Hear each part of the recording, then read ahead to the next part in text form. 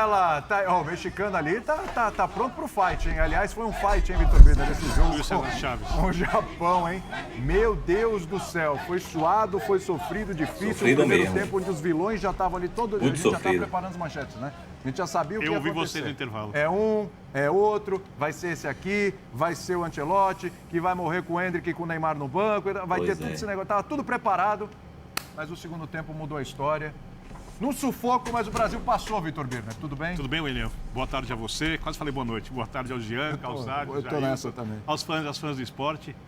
Sem exagero, tá? Porque isso não vale sempre.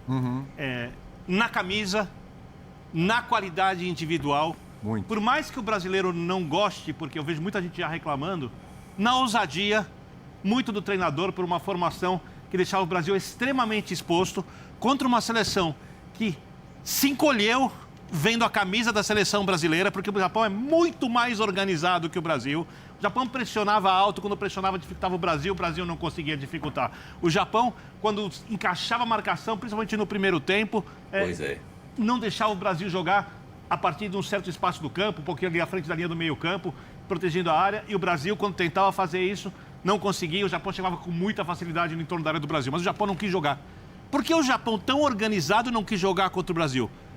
Não estou sendo fanista, estou sendo realista. Entrou a história em campo, entrou o tamanho do Vini Júnior, entrou o Casimiro, porque é um jogador que é respeitado mesmo não sendo jogador do passado. Entraram os dois zagueiros finalistas de Liga dos Campeões, o bicampeão Marquinhos. Entraram vários aspectos que estão no Brasil da Copa do Mundo. Essa é a grande questão, tá? Então não foi uma vitória do jogo coletivo, apesar de ter acertos. O Brasil ficou levantando bola na área e essa é uma vulnerabilidade do Japão. O Brasil demorou para começar a levantar bolas na área. Quando levantou, o jogo ficou desconfortável. O Japão não criou uma chance de gol. Se o Brasil tivesse sido eliminado, era por um erro individual. Porque até quando o Brasil jogava mal, era um jogo de 0-0. Ou seja, uma vitória mais do que merecida, apesar de não ter sido um grande jogo do Brasil. Foi um grande jogo de postura. Um grande jogo de atitude. Mas, obviamente, não um grande jogo coletivo. Para ser campeão do mundo, vai ter que melhorar. Tem seus problemas, né, Mário Marra? Mas foi um grande teste para a seleção brasileira, já de cara no primeiro mata-mata aí da competição. E o Brasil conseguiu superar essa dificuldade, Mário Marra. Tudo bem? Aliás, não só a dificuldade que o Japão impõe, mas as suas próprias dificuldades. Sim, William. Prazer estar com você, companheiros do Linha, fãs do esporte, turma no Brasil. William, pode sair o comentarista e pode entrar o Mário Marra, o CPF Mário Marra? Eu tive a oportunidade de assistir o Jogo do Brasil em um bar aqui em Atlanta, na região da Beltline, aqui em Atlanta, e dividido, torcedores holandeses aqui, torcendo contra o Brasil, isso diz muita coisa, alguns japoneses, mas muito brasileiro. A emoção é legal.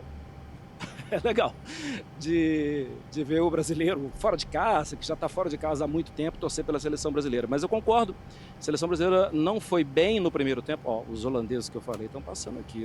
Se ele olhar para minha cara, eu vou virar de costas para ele. Isso aí, vai secar seu time. Então, o primeiro tempo não foi...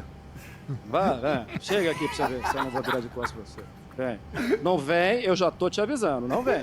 Então, o primeiro tempo não foi legal. Ó, presta atenção, William, presta atenção. Pronto, daqui a pouco você vai ver passando aqui atrás. Tava secando, aí ó, secou que eu vi. Então, mas o segundo tempo foi bem legal, e acho que sim, gente, é o peso de uma Copa do Mundo. É o peso de uma Copa do Mundo, é o peso de pegar o bilhete hoje à noite e voltar para o Brasil. Então essa responsabilidade, ela tem que pesar, ela pesa nos jogadores, mas ainda assim, aos 95, sai o gol do Brasil. Jogando no primeiro tempo mal, mas jogando no segundo tempo muito legal. E um dado que ainda hoje falei cedo no Sport Center, a seleção japonesa concedia muito pouco defensivamente. Era a terceira melhor defesa em oportunidades concedidas, oportunidades claras concedidas ao adversário. A Espanha, a Argentina e depois o Japão. Foram 2 e poderia ter sido mais. Geode, será que não dá para ser mais como foi o segundo tempo e menos como foi o primeiro tempo daqui para frente? Pelo amor de Deus, hein? Tudo bem? Tudo bom, William? Então, boa tarde para todos. Boa tarde. Cara, eu, sinceramente, eu tô vendo muita gente achando que o Brasil tinha que ter passado o trator em cima do Japão. Eu Passar não do sei, trator não essas dá, pessoas né? acho que assim, ou elas vivem há uma década atrás, 2 décadas atrás, ou não viram nada dessa Copa do Mundo, porque, na boa, não dava para esperar isso. Eu acho que, né, tava todo mundo falando, todo mundo que acompanhou a Copa de perto, que viu de perto os jogos do Japão nessa primeira fase, como esse time é organizado, talvez o mais organizado da Copa do Mundo. Todo mundo sabia que não ia ser fácil. O Brasil tem mais qualidade, tem melhores jogadores, é verdade, mas do ponto de vista de armação de time, tá atrás, é normal que esteja atrás pelo pouco tempo de trabalho do técnico e tudo mais. Pois é. Então, eu acho que o Brasil fez um bom jogo. Eu acho que o Brasil fazia um bom jogo, um jogo correto, com dificuldades esperadas naquele primeiro quarto. Infelizmente, vamos voltar a dividir o jogo em quartos, mas no primeiro quarto do jogo, acho que o Brasil até que estava bem. Depois que toma o gol, aí a coisa dá uma degringolada de fato e o Brasil acho que fica nervoso. O Brasil sente, né? Mais ou menos como sentiu o começo da Copa do Mundo naquela partida contra Marrocos. E aí, assim, na boa, porque eu acho, né? O Birner falou do Casemiro, mas eu sou daqueles que acham, no intervalo, que o Casemiro tinha que sair. Porque fazia um jogo terrível, porque tinha tomado o cartão amarelo e tudo mais. E aí entra aquilo que a gente pode chamar de estrela, de competência, de sorte do treinador. Eu não sei o que é, obviamente ele tem muitas qualidades, né? Mas ele mantém o Casemiro em campo, acho que contra a vontade de 98% da população estava na redação, eu falei, não é possível que ele vai voltar. Ninguém queria o retorno dele. Este mesmo Casemiro faz o gol de empate. O Martinelli, que muita gente não queria ver entrar no segundo tempo, faz o gol da virada. E jogou bem, hein? E jogou bem e foi importante. Acho que as mudanças que ele fez funcionaram. E acho que o mais importante, no fim das contas, é isso. O Brasil fez um ótimo segundo tempo, sim. O Brasil pressionou, o Brasil foi melhor, o Brasil mereceu passar. Quem queria goleada, repito, eu acho que está vivendo numa outra época ou viu um outro Japão jogar, não esse que a gente viu na Copa do Mundo. Então, eu acho que foi um ótimo resultado. O Brasil, das grandes seleções, das seleções favoritas, talvez tivesse pela frente o adversário mais duro de todos, né? Porque se a gente olhar para o adversário que a França vai enfrentar, que a Argentina vai enfrentar, que a Inglaterra vai enfrentar... Portugal, você pode... Com a Croácia é uma outra história. A Holanda com Marrocos. E a Holanda com Marrocos, mas não sei se a Holanda está nesse nível, né, de apostas das pessoas. Então, assim, o Brasil passou de um adversário duríssimo e passou jogando melhor. Acho que era o que dava para pedir para esse momento, para esse nível de trabalho. A gente imaginava, né, Calçade, que ia ser um jogo duro, né? Não ia ser moleza contra o Japão. A gente cansou de falar aqui, aliás, ontem vocês trocou, o Jajá estava aqui ontem. Mandei no ar já, né? Mas tá tudo bem, né, Jô? Tá tudo certo. Tá doido? Tava aqui ontem, inclusive, o pessoal discutindo, trocando ideias sobre o que seria o jogo contra o Japão. A gente sabe que ia ser um adversário duro, mas você imaginava que ia ser tão difícil quanto foi aquele primeiro tempo, o Calçade? Boa tarde. Boa tarde. Cara, para mim o jogo atendeu a expectativa. Pelo menos. O Japão é uma equipe que não merecia sair da Copa. É claro que é o Brasil, você quer que o Brasil passe. Eu digo, como equipe de futebol, como time, times ruins, muito piores do que o Japão, vão estar na próxima fase. E então, o Japão, a Copa merecia ter o Japão, assim como o Brasil, na próxima etapa. Fica o Japão, você tem confrontos aí muito abaixo, mas é um Mundial. É de sorteio, é classificação, e aí eles vão se encontrando, e o Brasil tinha que passar. O Brasil, como não é uma equipe, sim, o Brasil não tem uma consistência para abraçar e falar esse aqui é o caminho e jogar aquele jogo que vai ganhar. Mas o Brasil está construindo isso. Então teve 3 jogos na primeira fase que foram importantes para melhorar. Eu vejo um pouco do jogo anterior nessa partida aqui. Você tem um Japão trancadaço, 5-4-1. O Japão, em vários momentos, você olhava, o time estava em 2 faixas do gramado. Cada faixa tem 5,5 metros.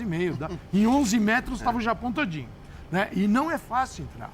Mesmo driblando, você tem que driblar 1, 2, 3, porque com esse povo todo... E tá um em cima do outro. Você tem dribla um, tem outro na cobertura né? Na hora que você rápida. Abre a bola, você dá um tapinha na bola, o outro... Não é fácil. Então você tem que ter um time muito bem articulado. Por onde? Eu digo que o Brasil trouxe coisas da partida passada para esse, que o Brasil tem uma dificuldade muito grande de jogar pelo meio do campo. Há várias Copas.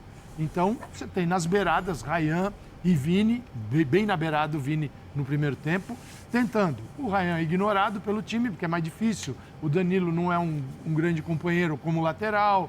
E aí o Ryan, a bola não é invertida, o Brasil fica lento, e ali fica enrolado no Japão. Eu achei que hoje foi até mais do que você fala. Você já tinha chamado a atenção para isso no jogo contra a Escócia, mas hoje talvez o Ryan ainda menos acionado. Menos acionado. Né? E o que acontece no meio do campo, né? Pela escalação do Brasil? Você tem Matheus Cunha, que é o vai e vem. Ele é o atacante, ele é o jogador de meio. Né? Então você tem aqui o Matheus Cunha, o Casimiro, Bruno Guimarães, Paquetá. Só que esse time aqui busca jogar pelo lado, porque não consegue se associar por dentro. O Matheus Cunha não fica na linha de zagueiros. Logo, o Brasil conseguia até prender os 5 só com as beiradas, com o Ryan e o Douglas Santos, porém não jogavam. Cara, não jogava, não tinha jogo aqui. O que faz o Ancelotti no segundo tempo? Diante de um Japão que veio para reagir, tá? O Japão não veio para jogar. Tá, o Japão veio, bola para o Brasil, 70-30, a posse de bola para o Brasil e velocidade na hora que recupera. Tanto que fez o gol assim, o tempo todo, os 90 minutos. Por assim, é que o Brasil teve altos e baixos, tomou o gol e ruiu, né? Exatamente. O Brasil depois tomou do gol, o o Brasil ruiu. E desmontou. E o Casimiro é um caso à parte, porque ele faz o gol, mas o Casimiro não está fazendo uma boa Copa. Sim. Então, uma coisa é o gol, o maravilhoso, a outra é o gol é um momento decisivo no jogo, mas os 90 minutos a gente tem que olhar a atuação dele no aspecto global. E ele está mal na Copa do Mundo. Então, o que faz o Ancelotti no segundo tempo? Ele vai com o Endrick por dentro, depois coloca o Martinelli, Endrick e Martinelli aqui. Então, você empurra a zaga do Japão para ter o quê? Uma velocidade, uma infiltração. Com isso, melhora o jogo do Ryan, melhora o Vinícius e o Martinelli faz o gol por dentro numa equipe que foi insistente. Belo passe do Bruno Guimarães. O que eu vejo é que o segundo tempo do Brasil foi de um aprendizado para a seleção que nenhuma outra atividade comandada pelo Ancelotti nos jogos anteriores e em treinamento conseguiu fazer o Brasil aprender tanto, cara. Porque você sai do jogo, não é que sai grandão, Sim. mas sai com uma missão cumprida que é virar um jogo. E é muito difícil virar um jogo Copa do Mundo. Ainda mais no mata, contra um adversário difícil. Contra a seleção mais organizada. Contra um time muito organizado, que merecia continuar com outras Deu equipes, azar não enfrentando o Brasil. Exato. Mas se pega o Marrocos, pô, tanto time, tem umas equipes bem ruizinhas. Tem. Mas pega uma África do Sul, vai. Mesmo o Canadá, passa. Sim. Passa. Cara, o Japão, acho que se você excluir os favoritos, o Japão seria favorito contra qualquer uma dessas seleções. Talvez contra a Colômbia fosse ser um jogo muito interessante, porque a Colômbia também está jogando muito, mas eu estou de acordo com o Calçade.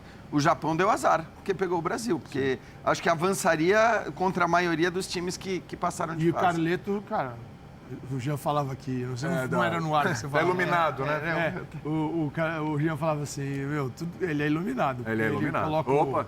O Endrick vai, ele coloca o Martinelli, faz o gol, ele não tira o Casemiro. E o Casemiro não tirar o Casemiro e o Casemiro fazer o gol pra faz mim. 2 gols, né? Ainda teve um ali que, pelo amor de Deus. André Kifuri está chegando com a gente também. Quero ouvir o André sobre essa virada da seleção brasileira, a classificação. E o que você destaca primeiro de positivo